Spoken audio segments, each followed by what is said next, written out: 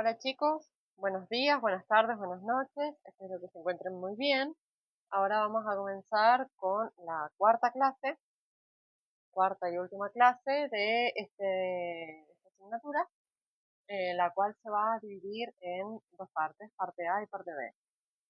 ¿Por qué he decidido hacerlo así? Bueno, porque me parece que la clase anterior le subí un video de 2 horas, quizás era demasiado, así que bueno, ahora vamos a ver la primera parte con integral de Beck, vamos a ver conjuntos no medibles, integral, conceptualmente, y después vamos a pasar a espacios abstractos, ¿sí?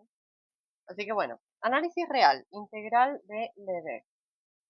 Vamos a hacer un pequeño repaso sobre lo que hemos estado viendo previamente. Habíamos visto teoría de la medida de Lebesgue, habíamos visto conjuntos medibles, cómo se medían los conjuntos, a qué nos referíamos con la medida de un conjunto. En R1 era la longitud de un intervalo, en R2 era el área de un rectángulo, en R3 es el volumen de un ortoedro y así para Rn, ¿sí? con dimensión mayor a 3.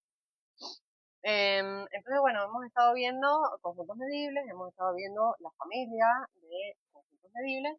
Ahora cabe la duda de preguntarnos, bueno, ¿y cuáles serían los conjuntos no medibles? Bueno, uno de los conjuntos no medibles que tenemos es el conjunto de Vitali. Entonces, vayamos a por el conjunto de Vitali. Antes de demostrar, o sea, antes de presentarle el conjunto de Vitali y demostrar que no es medible, primero tenemos que tomar un axioma de elección o de Zermelo que dice que para cualquier colección de conjuntos no vacíos y disjuntos existe un conjunto que contiene un y solo un elemento de cada conjunto de la colección dada. Y luego tenemos el teorema. Existe un conjunto B incluido en R que no es medible en el sentido del B, y es el conjunto de Vitali. Es decir, B es el conjunto de Vitali. Así que ahora vamos a demostrar que este conjunto B no es medible. Entonces, conjuntos no medibles. Conjuntos no medibles. Tenemos distintos conjuntos no medibles. Nosotros vamos a ver específicamente el conjunto de Vitali.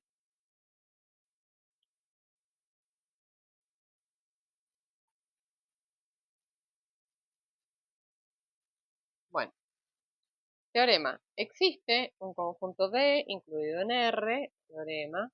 ¿Qué me decía el teorema? Existe un conjunto D incluido en R que no es medible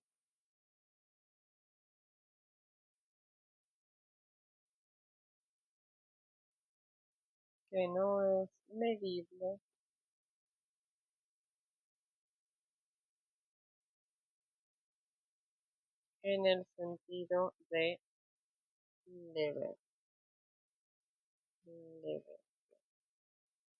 Bien. Para poder demostrar este teorema, lo primero que vamos a hacer es tomar una relación de equivalencia. Entonces, vayamos así. Demostración. Vamos a tomar el intervalo 0, 1, entonces vamos a definir E, que es el conjunto formado por el intervalo 0, 1, y tenemos a X y Y que pertenecen a este conjunto. Luego vamos a definir una relación de equivalencia. Definimos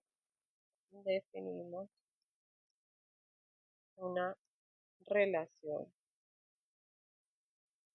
de equivalencia. Bien, si ustedes hacen un poquito de memoria, en álgebra 1 tienen que haber visto relación de equivalencia. Una relación de equivalencia es una relación que cumple con 3 propiedades: reflexividad, simetría y transitividad, ¿sí?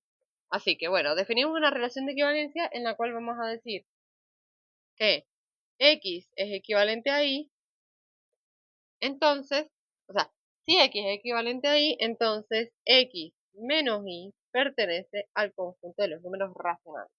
¿Qué es lo que quiere decir? Siempre que yo haga una diferencia entre dos números que pertenezcan a este intervalo 0, 1 y esa diferencia me da un número racional, entonces son equivalentes, ¿sí? Esa es la relación que he definido. Bien, como es una relación de equivalencia, tendríamos que demostrar la reflexividad. ¿Qué es lo que me dice la reflexividad? Que cada elemento tiene que ser equivalente a sí mismo. Fíjense que si nosotros hacemos x menos x, esto me da 0 y 0 pertenece al conjunto de los números racionales. Segunda propiedad, la simetría. Simetría. ¿Qué es lo que me dice la simetría? Que si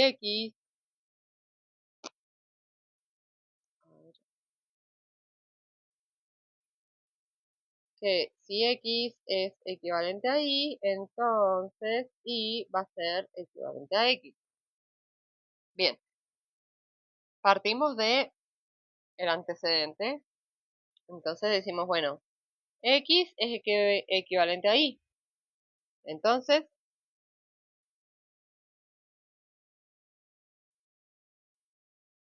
x menos y me da un número a que pertenece a los racionales. Luego, fíjense, si x menos y, que es a, pertenece a los racionales, entonces su inverso también va a pertenecer a los, o sea, su inverso aditivo, que sería el opuesto. Luego, menos a pertenece a los racionales también, ¿verdad? Bien, y si menos a pertenece a los racionales, entonces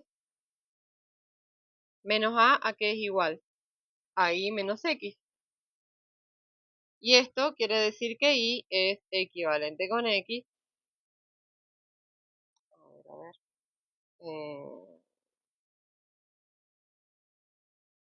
Pertenece a q.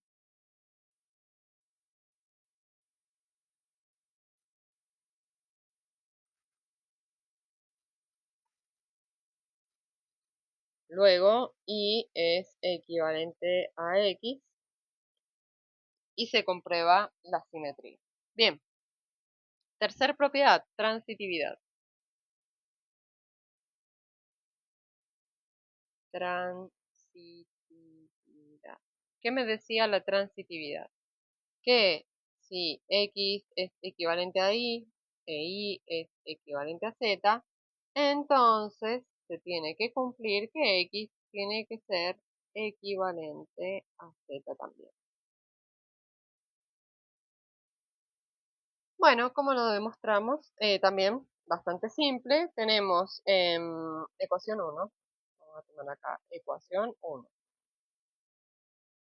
X es equivalente a y, por lo tanto, x menos y me da igual a y esto es un número racional. Vamos a tomar una segunda ecuación, que sería la segunda parte de mi P, o sea, de mi antecedente, de mi hipótesis. Entonces, tengo que y es equivalente a z, por lo cual y menos z me da un b que pertenece a los racionales.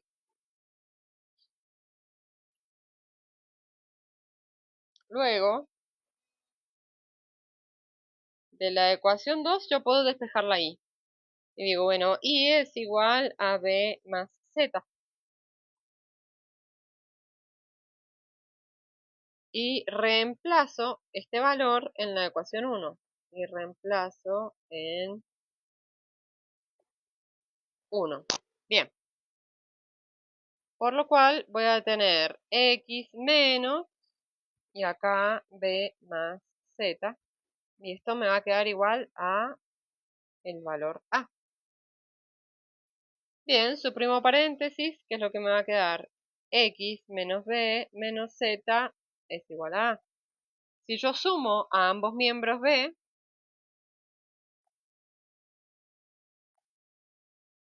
sumo b,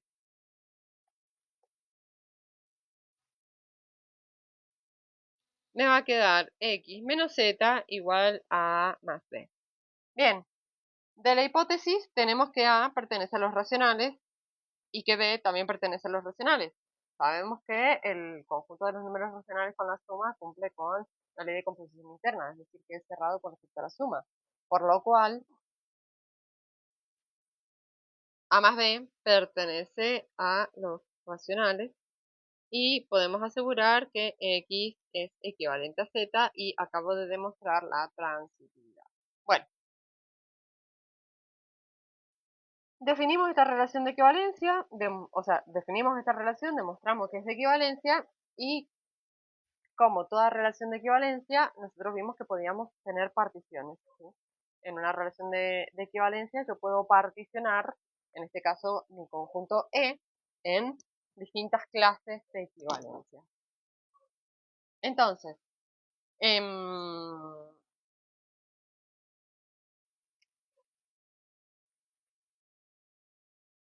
a E, bueno, al conjunto E, digo acá para que no se... Bien, al conjunto E, que era el intervalo 0, 1, lo puedo particionar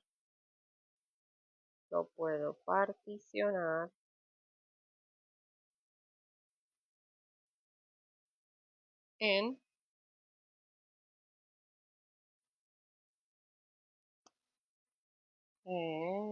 clases de equivalencia.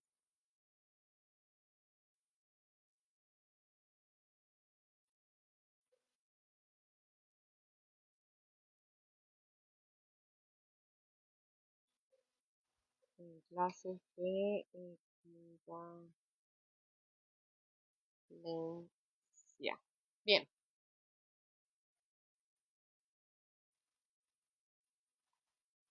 ¿Cómo? Vamos a decir que si X pertenece a E, entonces existe un único elemento B. No, un momento. Tenemos que definir el conjunto B. Claro, ahí está. Al conjunto E lo puedo particionar en clases de equivalencia. Perfecto, bien. Luego, al particionar en distintas clases de equivalencia, yo tengo, entonces, cada clase C sub X con X perteneciente a E. ¿Sí? Entonces, y acá aplico el axioma de elección.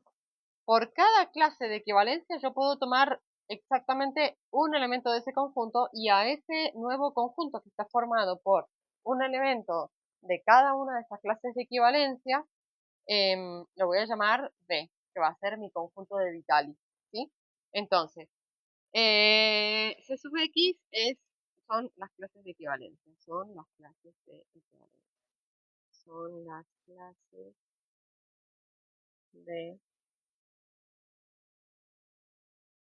equivalencia.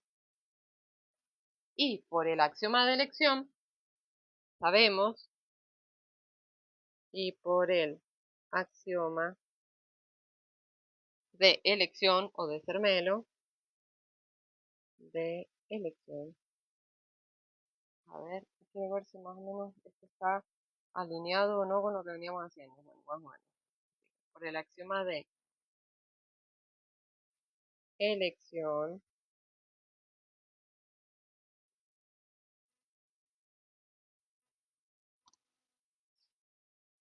sabemos que existe un conjunto, sabemos que existe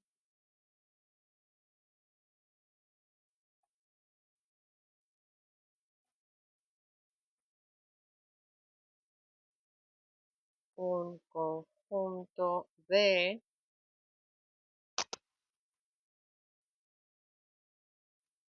que contiene exactamente un único elemento de cada clase. Exactamente.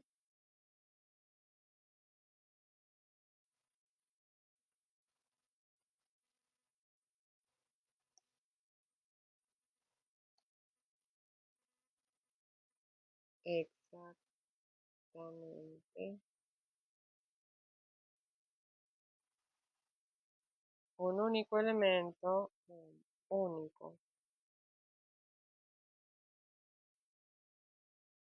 elemento de cada clase. Bien. Entonces, ¿qué es lo que sucede? Para cada X que pertenece a E, va a existir un elemento B que pertenece a este conjunto. Entonces, para que me gusta ir explicando lo que estamos haciendo para que vayan sabiendo de dónde van saliendo las cosas.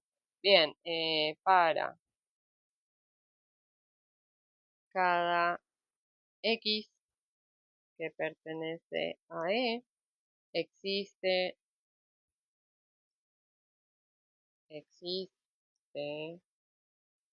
un B que pertenece a este conjunto B,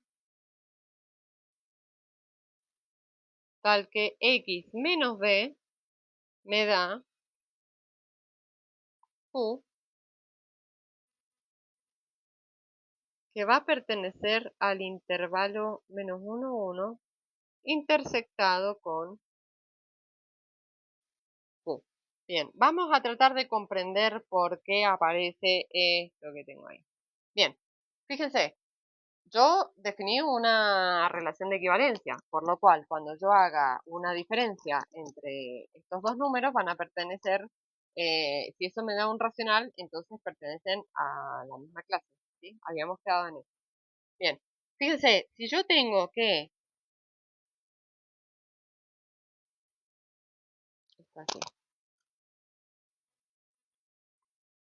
a ver, que acá me quedó, a ver, bien, fíjense, X pertenece al intervalo 0, 1, ¿cierto? Y B, que son los elementos representantes de cada clase de equivalencia, de cada clase de equivalencia que me particione ese intervalo 0, 1. Entonces, cuando yo haga esa diferencia, fíjense, ¿qué es lo que podría llegar a tener? Podría llegar a tener que X se encuentre muy cerca del 0 y que la B se encuentre muy cerca del 1. Por lo tanto, cuando yo haga esta diferencia, me va a quedar en menos 1. Como también podría ser que la X esté muy cerca del 1, la B esté muy cerca del 0 y entonces esto me queda en 1. Por eso esta diferencia entre estos dos números me va a quedar un número racional que pertenece al intervalo menos 1, 1. Estas son las cotas superiores e inferiores y sí, fíjense que si tomamos como tercer ejemplo, ¿no? Por ejemplo, si X está muy cerca de 1 y B está muy cerca de 1, cuando yo haga esta resta me va a quedar 0, está justo en el medio de este intervalo. Por lo cual, la cota inferior y superior de este intervalo es menos 1 y 1 respectivamente. Bueno, entonces para cada X que pertenece a E, existe un elemento B que pertenece a este conjunto que yo he formado con los representantes de cada clase de equivalencia, tal que X menos B va a ser igual a un número racional que se encuentre en el intervalo de menos 1 a 1. ¿Sí? Bueno, entonces, volvamos a seguir. Fíjense cómo X menos B es igual a Q, entonces yo puedo representar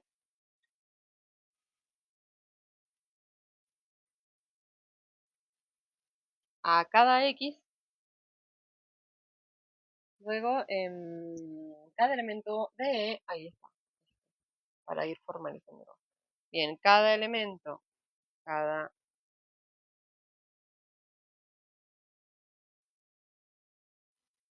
cada elemento de E, es decir, X, admite una única representación.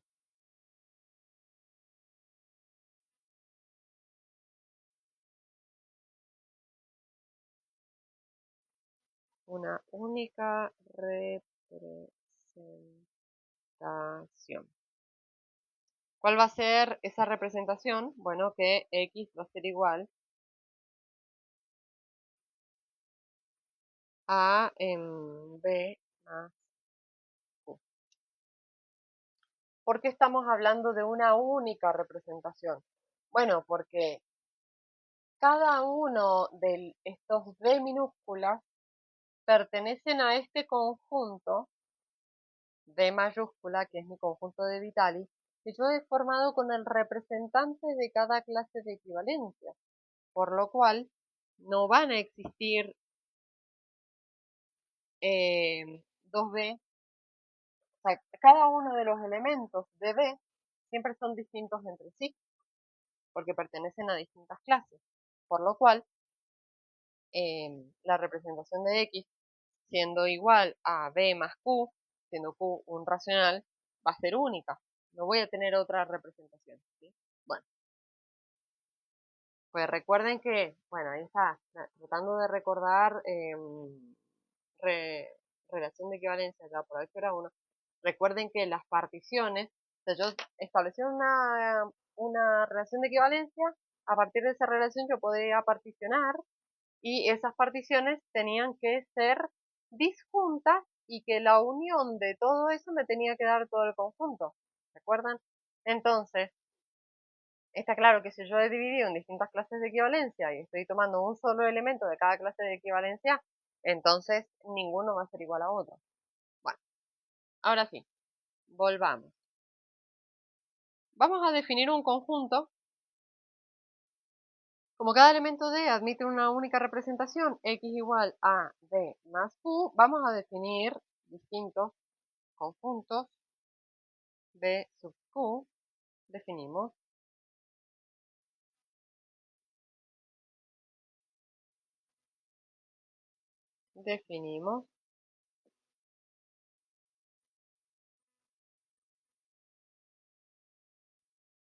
a D sub Q, que va a ser el conjunto B más los racionales.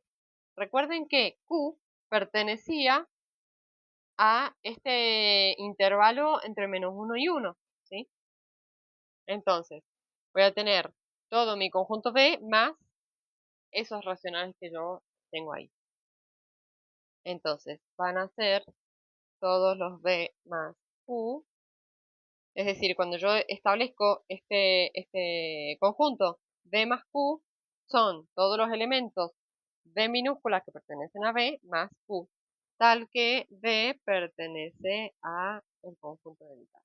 Bien, fíjense que cada uno de estos conjuntos B sub Q son traslaciones racionales unos de otros, ¿sí? A ver, vamos a hacer un ejemplo. Un ejemplo de las clases de equivalencia para que nos vaya quedando claro. Entonces, a ver, acá lo voy a poner en chiquitito. Ejemplo. Bueno, no, acá no. Lo voy a poner acá más abajo. Como nota al pie, ¿sí? Va a ser esto una nota al pie. Entonces, tomamos un ejemplo de una clase de equivalencia. Por ejemplo, que yo les diga, bueno, voy a establecer la clase de equivalencia raíz de 2 sobre 2.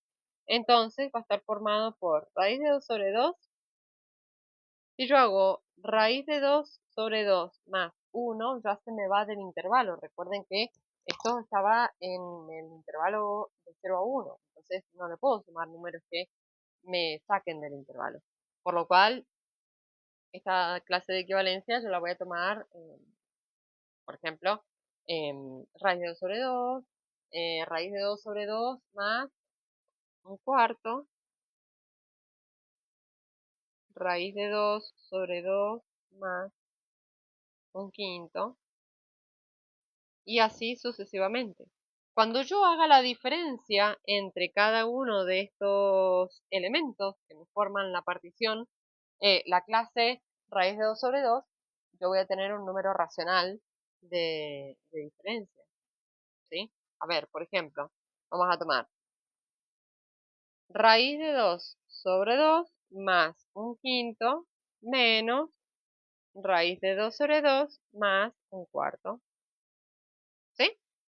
Bien, fíjense, acá me va a quedar este, que se me va a simplificar, se me va a cancelar con ese. Luego me va a quedar un quinto menos un cuarto. Esto me quedaría 20. 4 más 5, esto me va a quedar 9. 9 sobre 20. No más, sino menos. Menos. Por lo cual me acabo de equivocar. Me había comido el negativo, no lo puedo creer. Bueno, menos 1 sobre 20. ¿Sí? Bien. Fíjense que este resultado pertenece al intervalo menos 1, 1 intersectado con los racionales. ¿Sí? Bueno, y es lo que me va a ocurrir si yo hago la resta con cualquiera de los elementos de esta clase de equivalencia. Bueno, entonces, así, vamos a volver hacia allá. ¿A dónde nos habíamos quedado? Bueno, eso. Definimos el conjunto B sub Q, que va a ser igual a este conjunto de Vitali, que está formado por un elemento representante de cada clase de equivalencia, más un racional, ¿sí? Un Q, que pertenece a este intervalo de menos 1 a 1. Bueno, entonces, ahora pensemos lo siguiente. A ver aquí.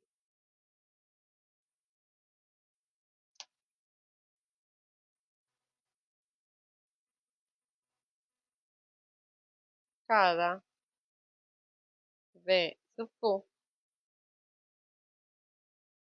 son disjuntos.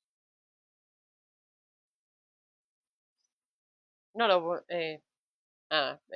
quizás no haga falta repetirlo, pero igual por la duda lo digo. Recordemos, cada elemento de B pertenece a una clase de equivalencia distinta, por lo tanto nunca pueden llegar a ser iguales.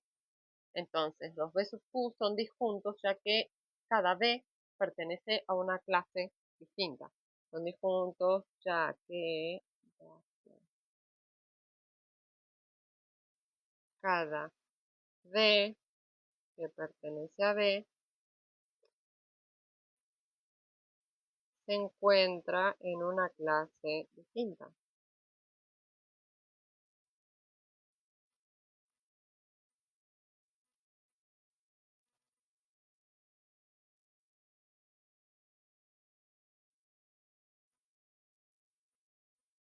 A ver cómo va esto.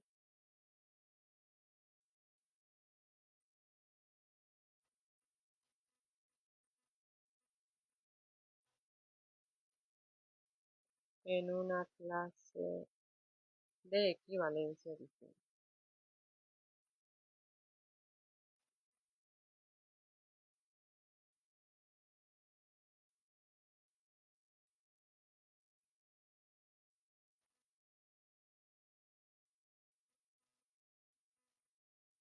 Así vamos a tener al conjunto E, que va a estar incluido en la unión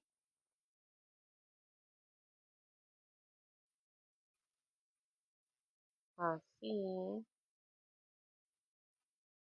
E está incluido en la unión tal que Q pertenece a los racionales de el conjunto B más los Q. Bien, que se me pasó recién, que se los dije. A ver, se los dije. Cada clase de equivalencia definimos, ¿verdad? Se encuentra una clase de... Bien, una cosa importante acá. Fíjense que cuando nosotros hablamos de este conjunto B sub Q, y cuando tomamos cada elemento de E, que sería X, siendo B más Q, estamos hablando de que son traslaciones racionales unos de otros, ¿sí? ¿Por qué? Porque fíjense que cuando nosotros tenemos cada B sub Q, entonces estamos tomando cada elemento de una clase de equivalencia y le estamos sumando el Q. ¿Se acuerdan la clase pasada cuando vimos invarianza bajo traslaciones? Que teníamos el rectángulo y en eso movemos cada uno de los puntos que pertenece al rectángulo, lo movemos según una dirección en un sentido de un vector z, ¿sí?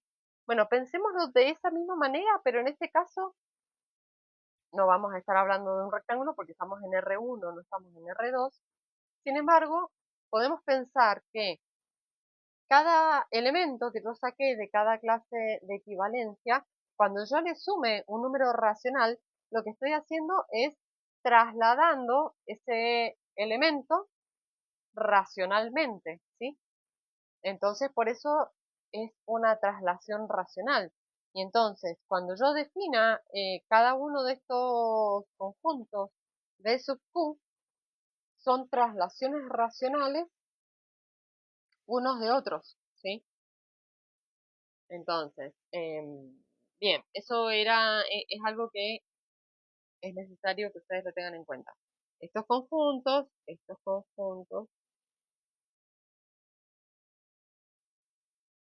son traslaciones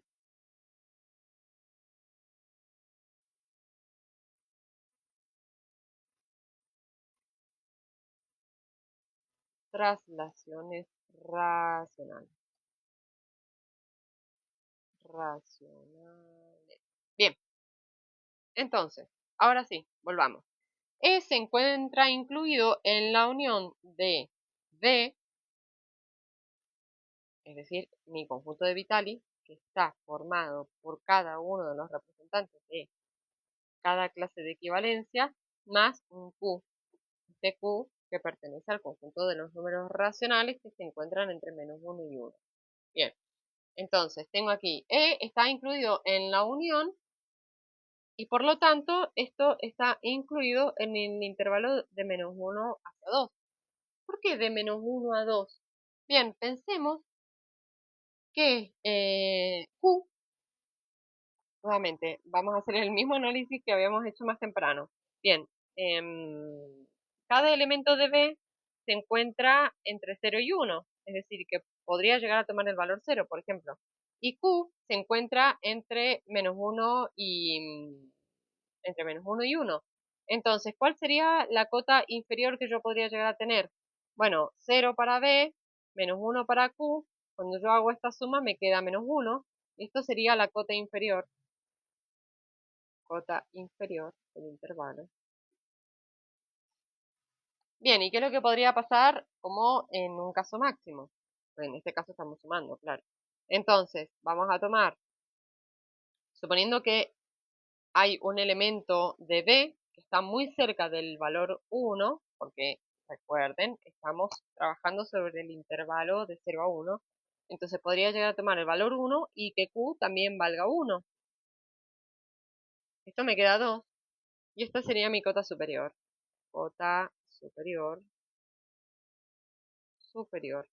Por lo cual, entonces E va a estar incluido en la unión de B más Q y este conjunto va a estar incluido en el intervalo de -1 hacia 2. Entonces, acá, ya vamos llegando hacia el final. Vamos a suponer, esto lo demostramos por una contradicción, ¿sí? Suponemos que B es medible.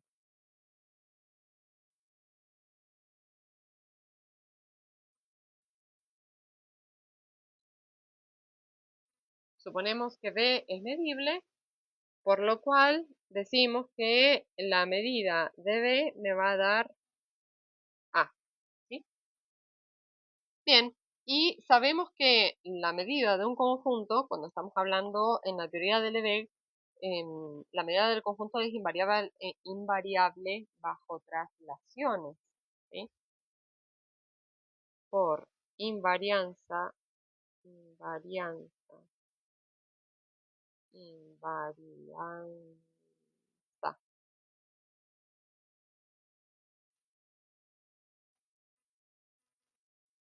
bajo traslaciones.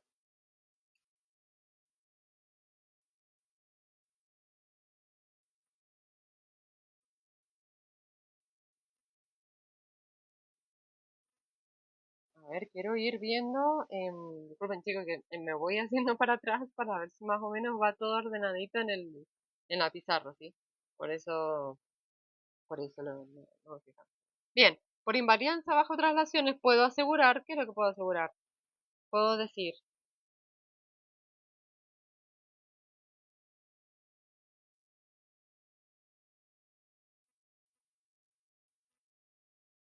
que la medida de B va a ser igual a la medida de B más Q.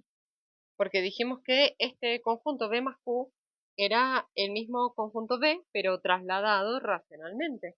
¿Sí? Y esto entonces me tiene que quedar igual a A. Como cada B sub Q, que tengo aquí, cada B sub Q, que lo definimos acá arriba, cada B sub Q,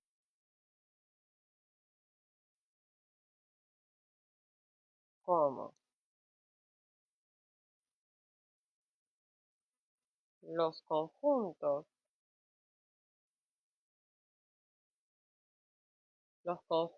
B sub Q son disjuntos,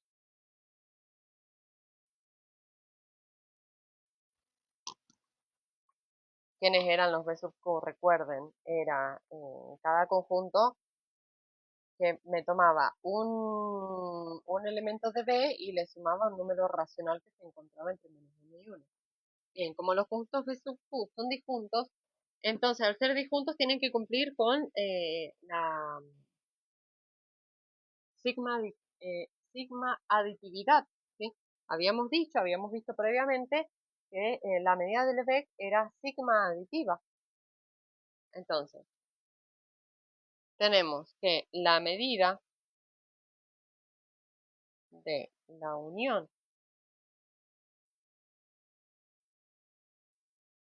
cuando Q pertenece a los racionales de cada B sub Q me tiene que quedar igual a la sumatoria cuando Q pertenece a los racionales. Recuerden, a los racionales que se encuentran en el intervalo de menos 1 a 1 de cada conjunto de Q. Y esto iba a ser igual a la medida, a ver, la sumatoria para cada Q que pertenece a los racionales de la medida de B, ¿sí? ¿Por qué? Bueno, porque justamente estamos diciendo, a ver, acá me equivoqué.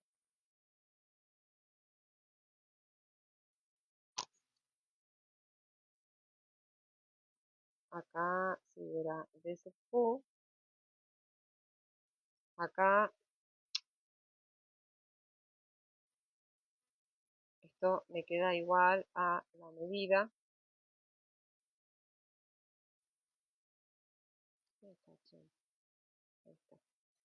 Ahora sí, a la medida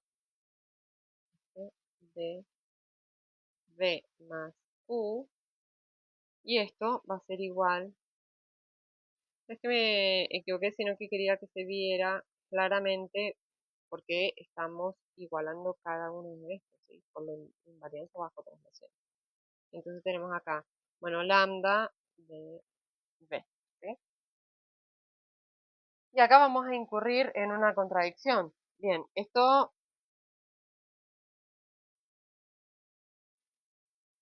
tenemos aquí, ahí está. Claro, porque cada B sub Q, la unión de todos los B sub Q me forman este conjunto. Y esto me queda igual a... Bien, y ahora vamos a incurrir en una contradicción. Sí,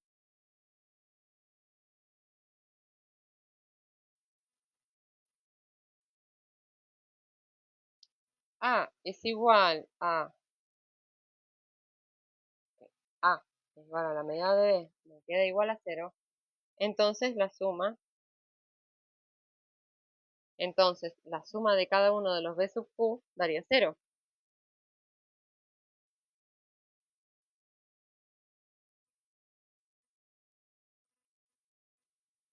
Sería 0. Pero fíjense que la unión de todos los B sub Q cubre al menos el intervalo 0, 1. 0, La unión cuando Q pertenece a los racionales de cada B sub Q cubre al menos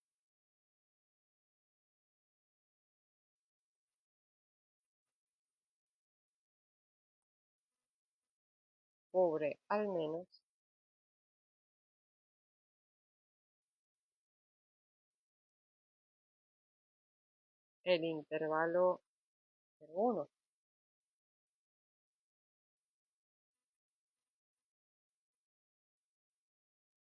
Luego,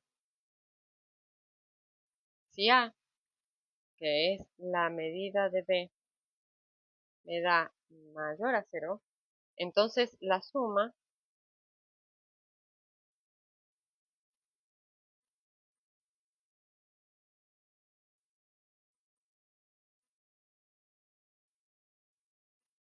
de la sumatoria esta, no, es que la suma de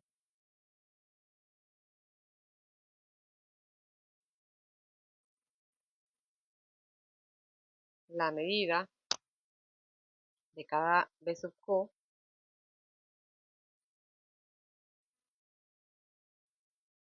daría infinito.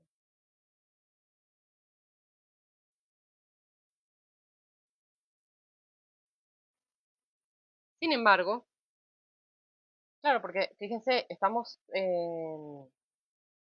cada vez que lo sume cada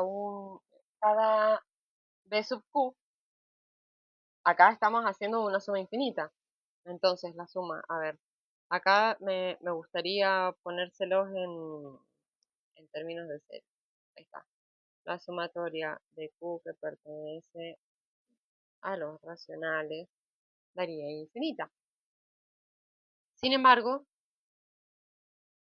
pero debe ser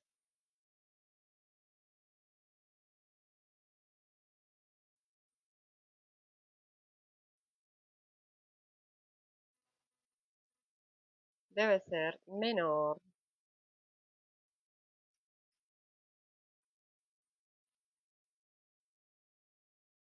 a 3. ¿Por qué menor a 3? Bueno, porque habíamos visto previamente que acá estaba incluido en la unión y esto estaba incluido como cota inferior en -1 y como cota superior en 2, por lo tanto estaba incluido en el intervalo de -1 a 2. Que esto 3 sería la medida del conjunto de -1 a 2, porque esto me queda 2 menos -1 y esto sería la cota superior. Esto nos conduce a una contradicción,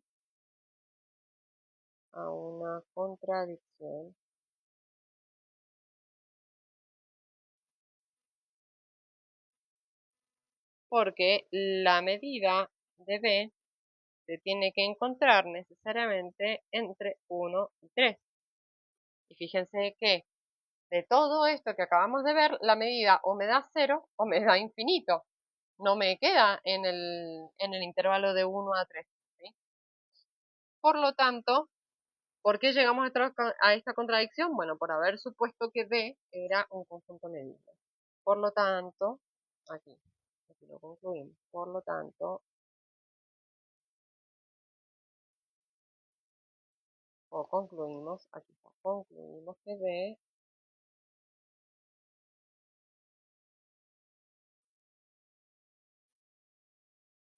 no es, concluimos que B no es medible en el sentido del B.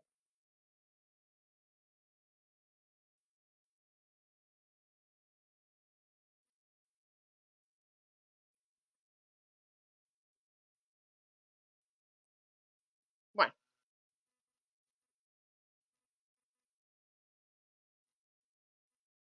ahí estaría. Bien, hemos concluido con la demostración de que el conjunto B, que es el conjunto de Vitali, no es un conjunto medible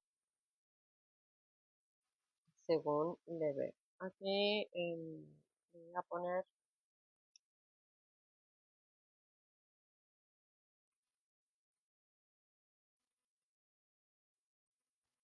subrayado.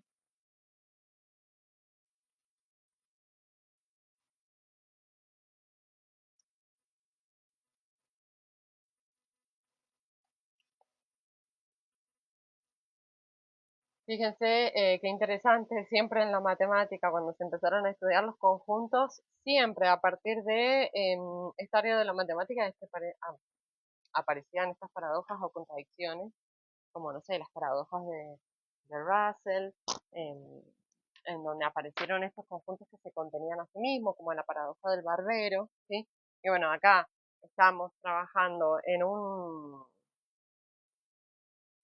la teoría de la medida de Lebesgue, que es bastante amplia, y lo bueno es que toma muchos conjuntos distintos y nos permite medir muchos conjuntos, y sin embargo acá, bueno, a partir de poner el axioma de elección ya acabamos de tomar un conjunto que no es medible, ¿sí? Esto es algo muy interesante de la teoría del conjunto. Bueno, vamos a continuar aquí. Em, cuando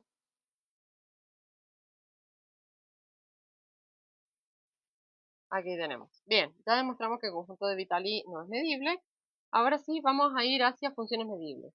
Sea f, decimos que esta función es medible si para cada número real a, el conjunto donde f es mayor que a es un subconjunto medible del espacio Rn. Es decir, que f sea mayor a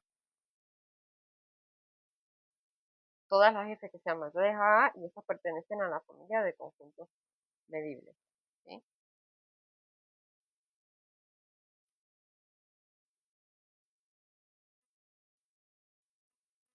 Vamos a tomar otra definición. Dado un espacio topológico I, decimos que f, que va de omega hacia I, es medible cuando la imagen inversa por f de todo subconjunto abierto de I es un conjunto medible. Fíjense que en ambas definiciones, por eso tomé estas dos, todo el tiempo estamos analizando la imagen, ¿lo ves? Acá decimos, estamos tomando a f y que f sea mayor a a, ¿sí? Es decir, que la imagen de esta función tiene que ser mayor a un número específico. En este caso, la otra definición me dice que yo tengo una función, esta función va a ser medible cuando yo tome la imagen inversa por f de todo subconjunto abierto de un conjunto medible. Bien, ¿por qué? ¿Por qué estamos pensando en la imagen acá? Bueno, porque cuando nosotros pasamos del enfoque de Riemann al enfoque de Lebesgue, no vamos a integrar rectángulos verticales del dominio, como fue lo que hicimos en la primera o segunda clase, sino lo que vamos a hacer son rebanadas horizontales, es decir, rectángulos horizontales de la imagen.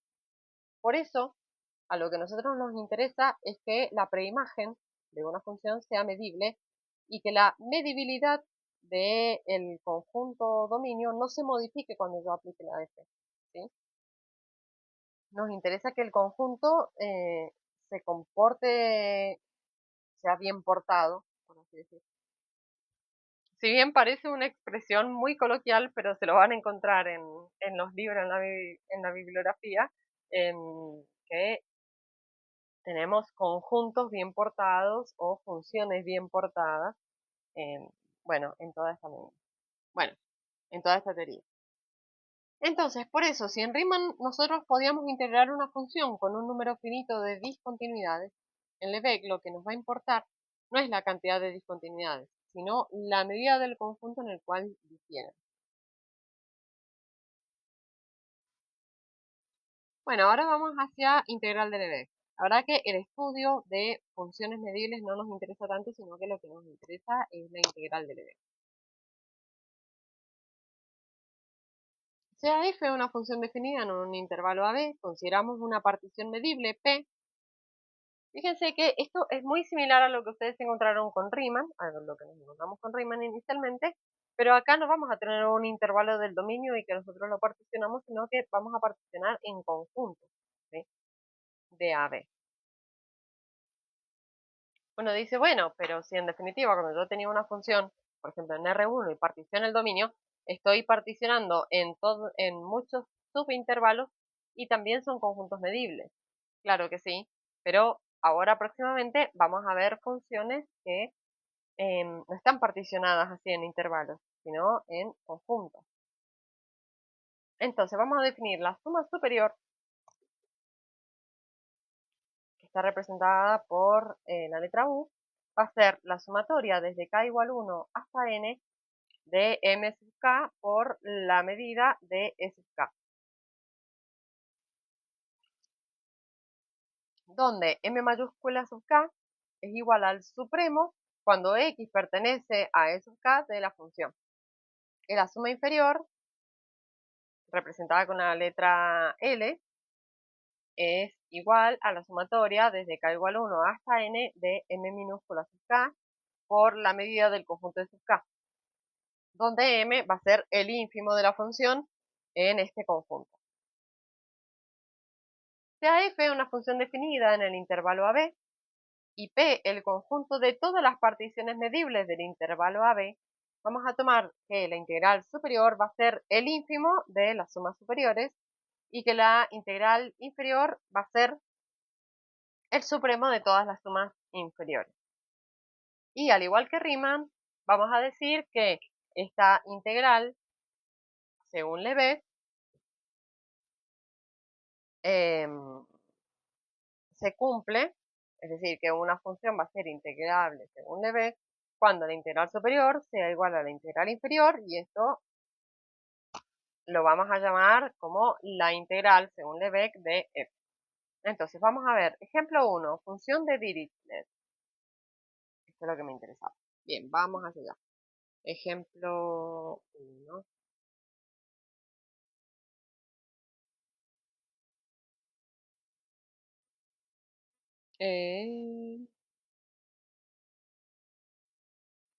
Voy a hacer acá la segunda hoja.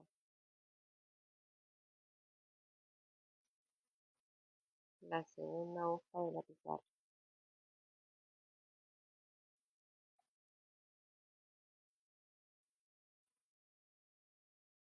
Ahí estaría bien. Entonces, me quedó un poquito...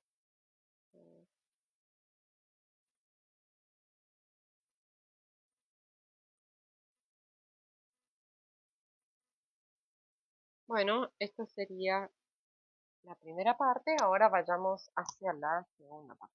Bien. Ejemplo 1. En el ejemplo 1 yo tenía la función de Dirichlet y fíjense lo interesante de esta función, que lo que yo tengo, función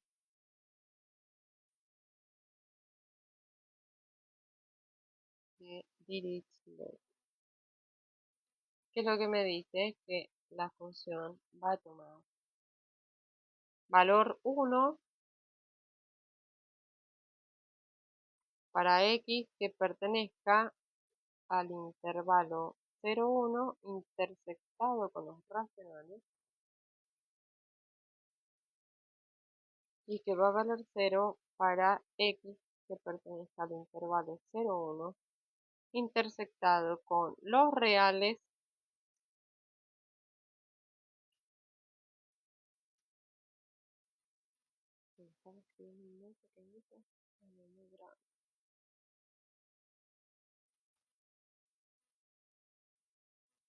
a ver,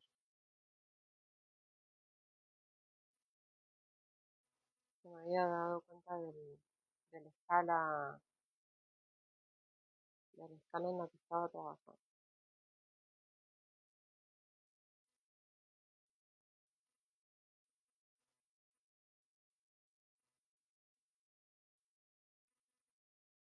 Bien, entonces, teníamos ejemplo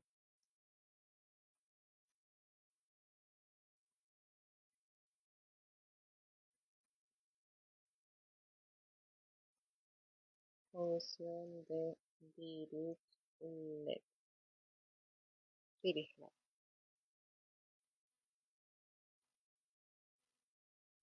F de x es igual a 1. Bueno, yo esta función ya se las di en el trabajo práctico número 2. X que pertenece al intervalo 0, 1 intersectado con los racionales. Y 0 si X pertenece al intervalo 0, 1 intersectado con quién? Con los reales menos los racionales. ¿Qué conjunto numérico son los reales menos los números racionales? Bueno, espero que ahí quien me esté escuchando sepa que son los números irracionales, ¿sí? Es decir, estamos diciendo que esta función va a valer 1 si x es racional y 0 si x es irracional. Si nosotros intentásemos graficar esta función, sería prácticamente imposible, pero bueno, a ver, hagamos más o menos el intento. Vamos a poner acá 0, 1 y x. Y acá tenemos 1 también. Bien, fíjense, por ejemplo, en el caso de un medio, ¿cuánto vale la función si es racional? Un medio es racional, por lo tanto, voy a tener una línea que me lleve a 1. Por ejemplo, en 1 también, por ejemplo, en 0 también, por ejemplo, en un cuarto también, por ejemplo, acá un cuarto, acá en 3 cuartos. Y así, imagínense la cantidad de líneas por toda la cantidad de números racionales que tengo. Sin embargo, vale 0 cuando yo tenga números irracionales. Es decir, que voy a tener acá. Entonces, a ver, si uno quisiera ponerlo en una lupa, lo que voy a tener son racional, irracional, irracional, irracional, irracional, irracional, irracional, irracional, irracional. Y así. Entonces, todo el tiempo va oscilando entre 1 y 0, 1 y 0, 1 y 0, de acuerdo a el conjunto numérico al cual pertenezca cada elemento del dominio. ¿Qué es lo que pasa? Esta función, ustedes la hicieron en el trabajo práctico número 2, habrán visto que esta función, la función de Dirichlet, no es integrable según Riemann, porque las sumas superiores siempre me van a dar 1 y las sumas inferiores siempre me van a dar 0, y nunca van a llegar a una igualdad, por lo tanto no es una función que sea integrable Riemann. Sin embargo, en Lebesgue lo que nosotros tomamos, según esto que les había dicho recién, las sumas superiores y las sumas inferiores, lo que estamos tomando es la medida del conjunto. Entonces vamos a tomar la suma superior de la función f con respecto a la partición P. Prácticamente que acá nos ha facilitado el trabajo porque tenemos la partición P, que tenemos el conjunto 0, 1 intersectado con los racionales y 0, 1 intersectado con los irracionales. ¿Sí? A este le podría llamar E1, es decir, es un conjunto de mi partición, y este sería mi otro conjunto de la partición. Entonces, en las sumas superiores, ¿qué es lo que voy a tener? Bueno,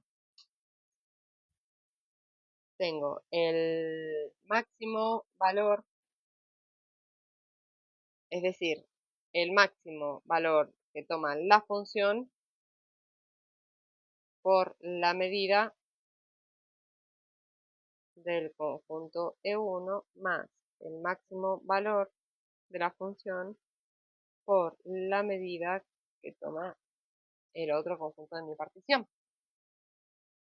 ¿Cuál es el máximo valor que toma la función en E1? Fíjense que en E1 estamos hablando de los racionales, el máximo valor es 1 por la medida de E1. E1 son los racionales que están en el intervalo 0,1. Los racionales eran un conjunto como numerable, eso lo vimos en la clase anterior, y todo conjunto numerable tiene medida nula. Espero que estén diciendo ustedes en su casa bien, claro, todo conjunto numerable tiene medida nula. Entonces, yo acá voy a tomar, bueno, la medida de E1 va a ser 0, más el máximo valor de la función para el otro intervalo, o sea, para el otro conjunto que pertenece a la partición, sería en este caso 0, por la medida del conjunto E2. ¿Y cuánto mide el conjunto E2? Es decir, los irracionales en el intervalo 0,1. A ver esto acá, cálculo auxiliar, lo vamos a ver. Por las dudas que no esté muy claro, vamos a hacer acá, cálculos auxiliares. Nosotros habíamos dicho que un conjunto era medible cuando yo tenía que la medida de W era igual a la medida de W intersectado con E más la medida de W sin E, ¿sí? Para todo W que pertenece al conjunto partes de R, en este caso, ¿sí? Al conjunto partes o al conjunto de todos los subconjuntos de R. Bien, E es medible si cumple. Bien, esto nosotros ya lo habíamos visto. Habíamos dicho que este era el criterio de Carazodori, ¿sí? Entonces, en este caso tenemos el conjunto de los números irracionales. ¿Es medible? Y sí, porque si nosotros habíamos dicho que en toda la teoría de la medida de Lebesgue teníamos que la medida del conjunto vacío era nula, que si E es medible, entonces su complemento es medible. Esa era la segunda condición que habíamos visto la clase anterior. Entonces, nosotros sabemos que todo un conjunto numerable, como tiene medida nula, es medible, ¿sí? Habíamos visto que todo conjunto de medida nula era medible. Entonces, acá estamos hablando de los racionales. Acá, ¿quién podría ser mi W? Y el intervalo 0,1, ¿sí? Y esto va a ser igual a la medida del intervalo 0,1 intersectado con los racionales más la medida del intervalo 0,1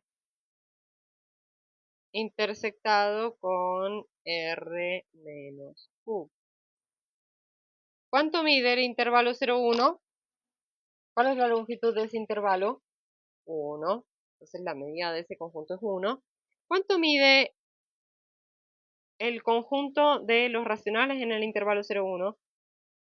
Si todos los racionales son numerables, entonces los racionales en un pequeño intervalo en la recta numérica también van a ser numerables, por lo tanto el conjunto de la medida es nula. Y entonces acá deberíamos ya saber, ¿sí? Acá ya podríamos reemplazar tranquilamente, pero está bueno que ya lo dejemos formalizado para que a ustedes les sirva también para la carpeta. 0 más qué número me tiene que dar 1, y 1. Por lo tanto, de acá yo obtengo que la medida de los números irracionales en el intervalo 0,1 es igual a 1, ¿sí? Si yo mido este conjunto me va a quedar con medida 1. Entonces, acá la medida del conjunto de 2 es 1. Creo que tengo 0 por 1, 0, 0 por 1, 0, 0. Ahora vayamos hacia las sumas inferiores. Suma inferior.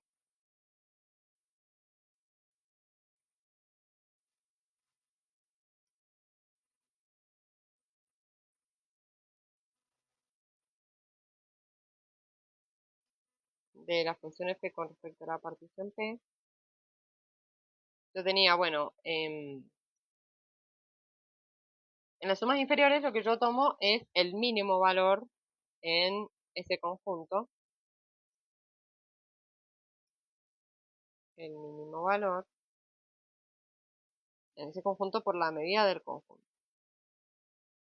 Nuevamente, fíjense que cuando nosotros estamos hablando en E1, estamos diciendo que son los racionales, ¿sí? Y todos los racionales miden lo mismo. Sería como una función constante, pero constante por racionales, ¿sí? Entonces, el mínimo valor también va a valer 1 por la medida del conjunto que me queda 0. Bueno, y el mínimo valor de la función en E2 va a ser 0 por la medida de mi conjunto que sería 1. Entonces, la suma superior me da 0, la suma inferior me da 0, por lo tanto,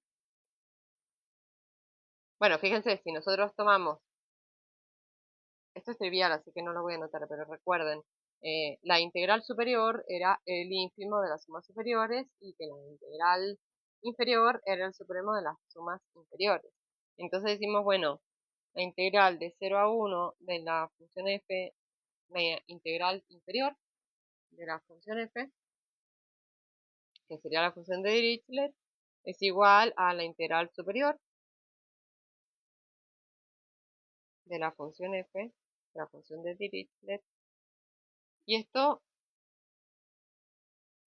a ver, esto es igual a 0.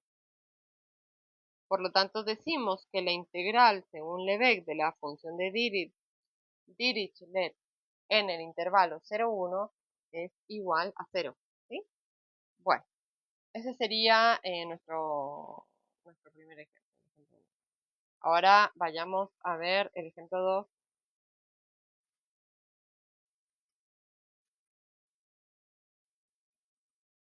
Ejemplo 2. Acá ya vamos a tomar bien.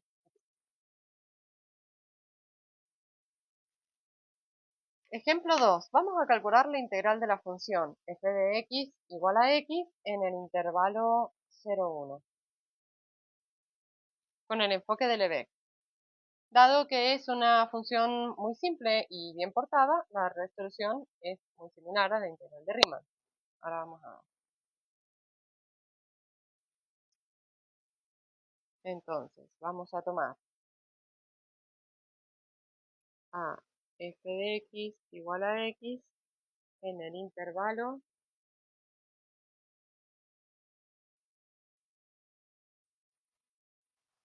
0,1 o 0,2. Ah, sí, en el intervalo 0,1. Ok.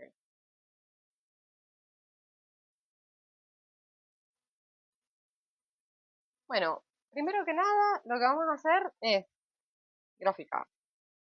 Claro que sí.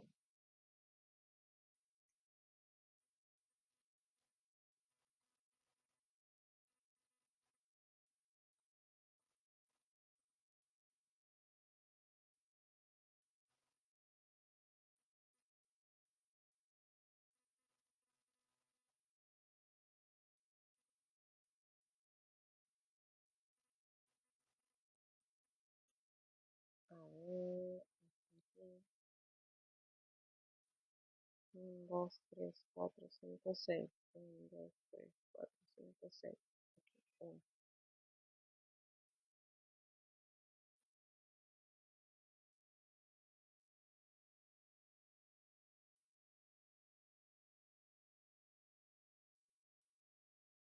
Este sería mi conjunto E. Voy a poner. Bien, entonces yo quiero calcular la integral de 0 a 1, pero en este caso con el enfoque de Lebesgue. Entonces, ¿qué era lo que habíamos dicho?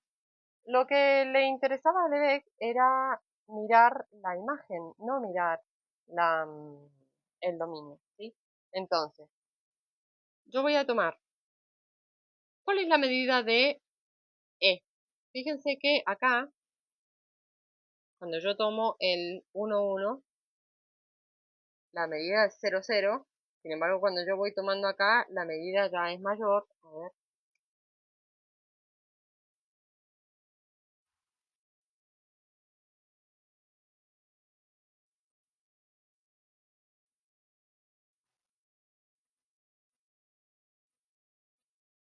Aquí tengo para para este intervalo tengo un valor de I, por ejemplo, I0. Para este intervalo tengo un valor de I que sería I1. Para este intervalo sería I2. Para este intervalo sería I3 y así podría dividir, es decir, voy a tomar rebanadas horizontales de este conjunto, ¿sí? Entonces, bueno, ¿cuánto puedo hacer esto? Y infinito. Entonces, esto por un lado. Entonces, fíjense, ¿cuál sería la medida de E?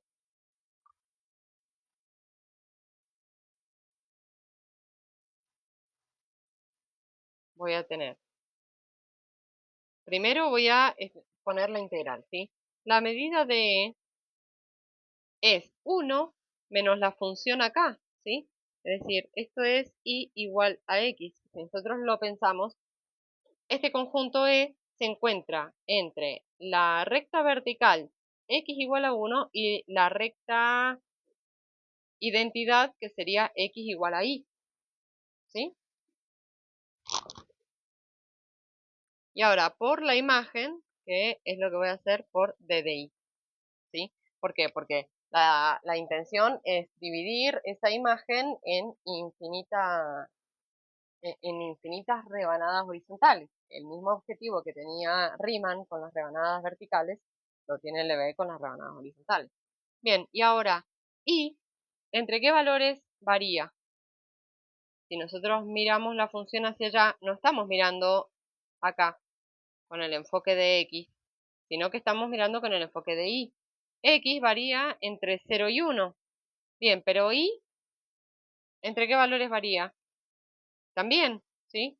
Varía entre 0 y varía entre 0 y 1 también, ¿sí? Entonces, yo sé acá que la I va a variar entre 0 y 1. Entonces, ahora sí voy a tomar, finalmente, la medida de E se encuentra, como decía, entre la recta vertical x igual a 1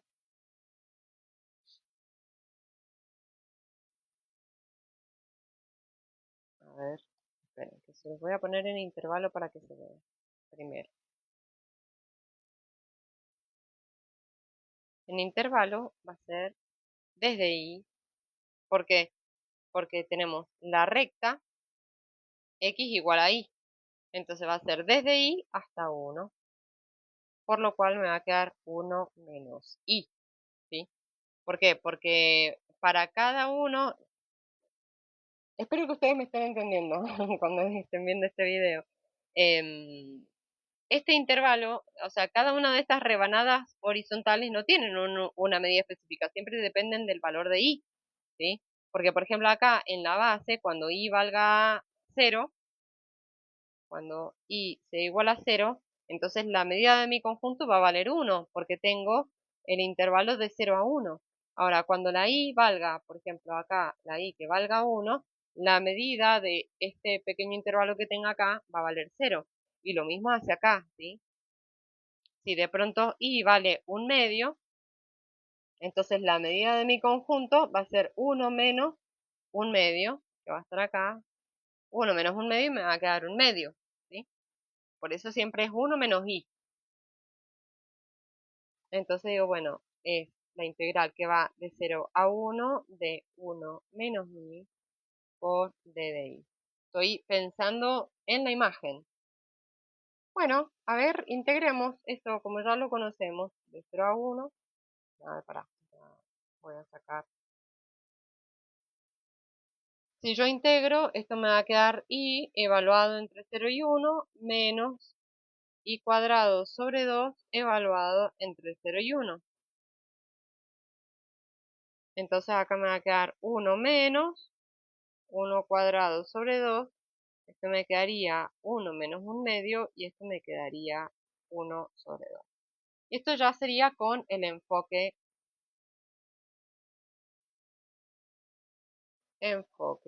de Lebesgue.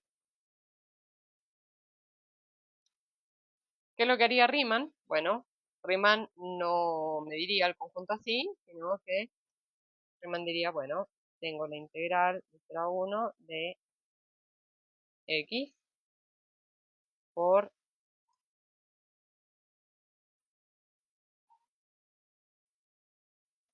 toda la variación x por, che, que la tengo con DDI, por el diferencial de x.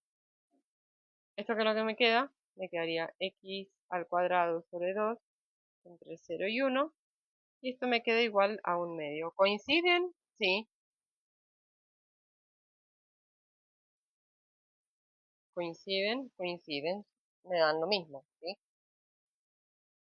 Es importante comparar si me da el mismo valor en un caso o en el otro. ¿Por qué? Enfoque de Riemann.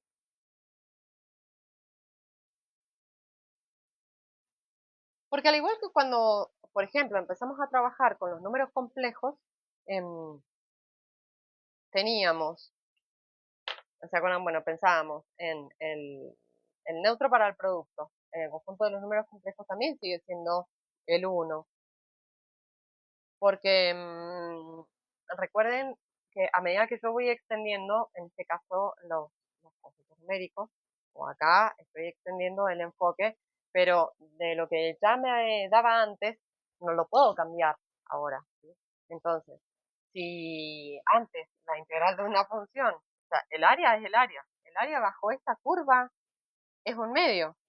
Incluso fíjense que si nosotros lo pensamos en términos geométricos, base es un triángulo rectángulo, me quedaría base por altura, la base es 1, la altura es 1, me quedaría 1 por 1 dividido 2 y esto me da un medio. O sea que esto me tenía que dar un medio. Ahora, ¿de qué forma planteo yo para resolver esta integral?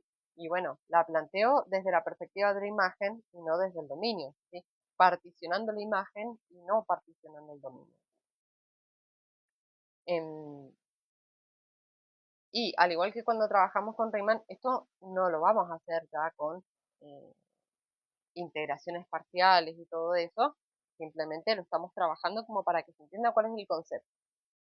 Solamente eso, pero vamos a trabajar con funciones en R de una sola variable y en intervalos que sean cómodos para trabajar, ¿sí? Bueno, continuamos, este sería el ejemplo 2. Si pensamos el cálculo integral de una variable de nuestro ejemplo, desde la perspectiva de la imagen, tendríamos que la integral de 0 a 1 de x por d de x es igual a la integral de 0 a 1 de 1 menos y por d de y. ¿Cómo podríamos pensar el cálculo integral de la función f de x igual a x al cuadrado en el intervalo 0, 2 desde la perspectiva de la imagen? Es decir, desde el enfoque de Lebesgue. A ver, veámoslo acá. Ejemplo 3. Tenemos aquí ejemplo 3. Yo se los dejo introducido al ejemplo, pero ustedes lo van a tener que terminar de resolver. Bueno, teníamos la función f de x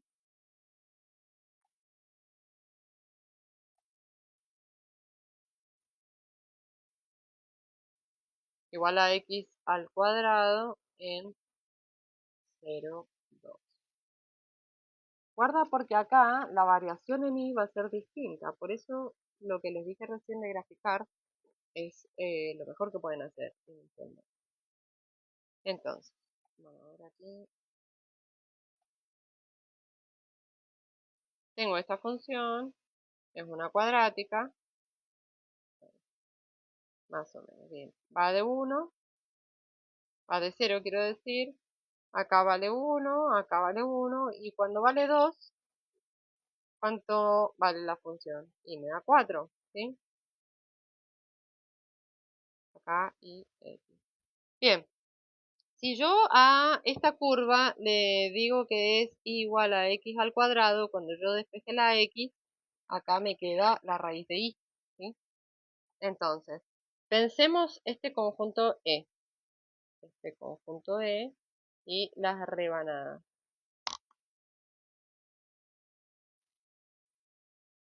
Fíjense que la medida de E va a ser como límite superior va a ser la recta vertical x igual a 2, por lo tanto va a ser 2 menos, y como límite inferior me va a quedar la curva igual a x al cuadrado, que si yo lo estoy pensando como ecuaciones de x, me va a quedar 2 menos la raíz de y. Bien, y ahora, ¿entre qué valores oscila la y? Esto que tengo acá. Va desde 0, porque acá en el intervalo, cuando x es igual a 0, la y vale 0. Ahora, si la x vale 2, la y no vale 2. En este caso me queda 2 al cuadrado. A ver, acá tengo que mejorar un poco la escritura. 2 al cuadrado y esto me daría 4, ¿sí? Entonces, la y oscila entre 0 y 4. Entonces, planteo la integral con el enfoque de Lebesgue. Digo, bueno, de 0 a 4 por la medida del conjunto por el diferencial de y, que serían todas esas rebanadas tendiendo hacia el infinito. Bueno, me va a quedar 2y menos, y a la 1 medio más 1 me quedaría 3 medios sobre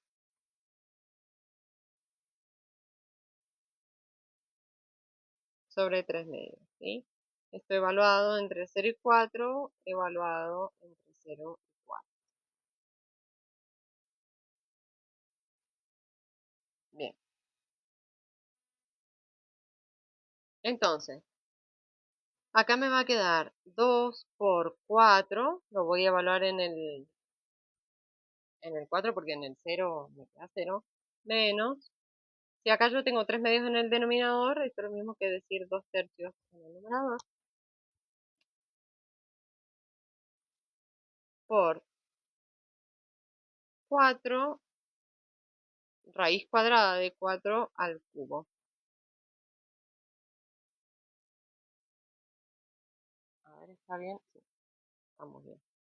Bueno, ¿esto cuánto me va a quedar? Me va a quedar 2 por 4 me da 8, 4 al cubo me da 64, la raíz cuadrada de 64 me queda 8, y luego 8 por 2 me da 16, 16 tercios, menos 16 tercios.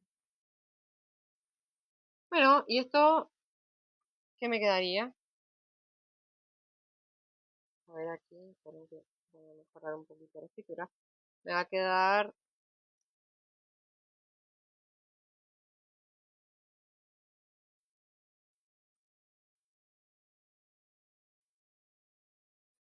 3 por 8, 24. 24 menos 16 me va a quedar 8 tercios.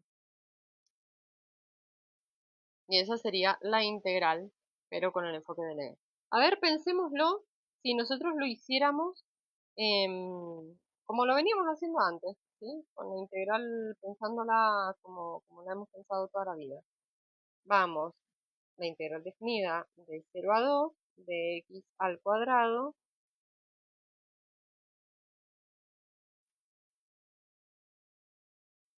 por d de x, y esto me quedaría x al cubo sobre 3 entre 2 y 0.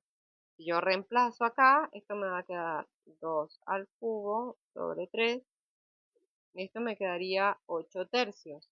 ¿Y qué es lo que pasa? ¡Voilá! Me da lo mismo, ¿sí?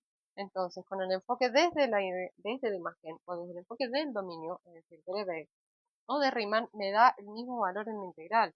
porque en definitiva el área es una sola. Estamos evaluando el área bajo esa curva. Bueno,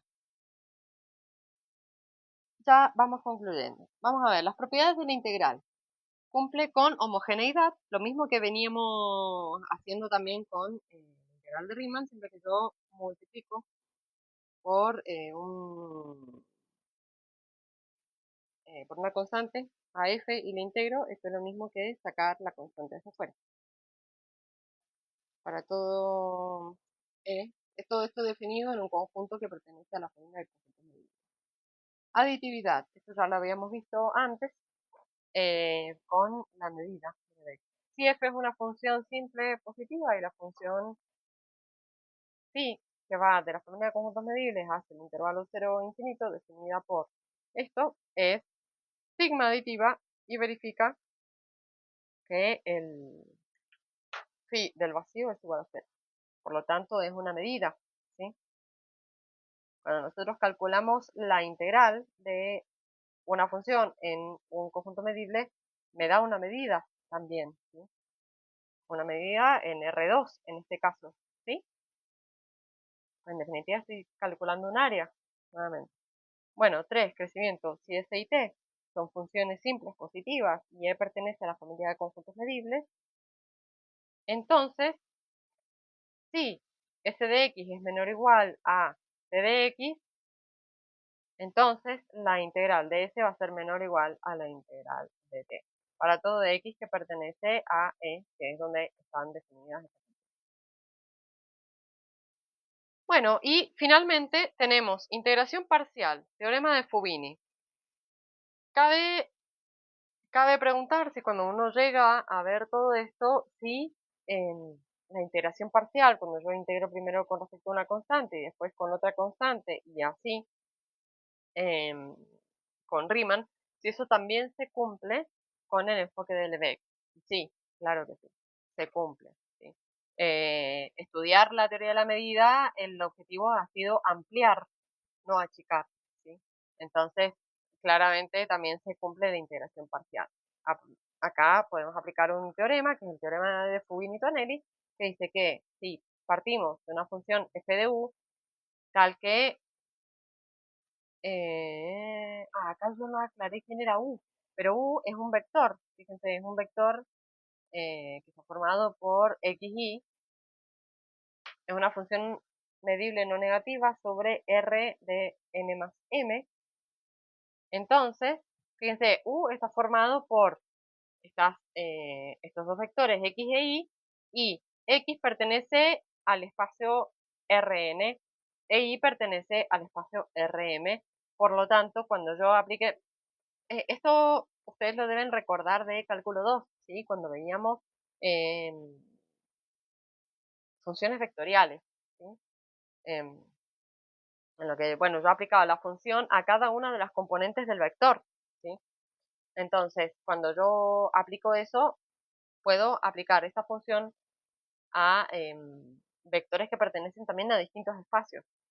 Entonces, bueno, no sé si en cálculo 2 lo habrán visto en el profesorado o tal vez lo vieron en cálculo avanzado con el profe que tuvieron. Bueno, si f de u es igual a f de xy, una función medible no negativa sobre r elevado a la n más m, entonces f de xy es una función medible de y para casi todo x. 2. La función g de x yo la voy a definir como la integral de f de xy por d de y. Es decir, voy a integrar con respecto a una variable, que en este caso sería la y. Y esa integral va a ser medible sobre Rn. Es lo que acabamos de ver recién, ¿sí? O sea, yo integro y obtengo una nueva función y esa nueva función es medible, ¿sí? Cuando yo integré en un intervalo específico, me dio una medida. Y luego 3, si yo estoy integrando una función medible, me va a dar nuevamente otra medida, ¿sí? La integral de g de x entonces va a ser igual a la integral de f de xy por d de y. Fíjense que esta integral de f de xy por d de y, esto que tengo acá, todo esto de acá, es g de x, ¿sí? Entonces, bueno, la integral de g de x por d de x es igual a la integral de f de xy por d de y por d de x, y esto es igual a la integral de f de u por d de u. ¿Sí? Y esto ya lo extendemos a cualquier espacio. Bueno, chicos, espero que esto se haya entendido, que les sirva para poder realizar el trabajo práctico número 3. Ahora vamos a pasar a la parte B de esta clase 4 y ya concluimos.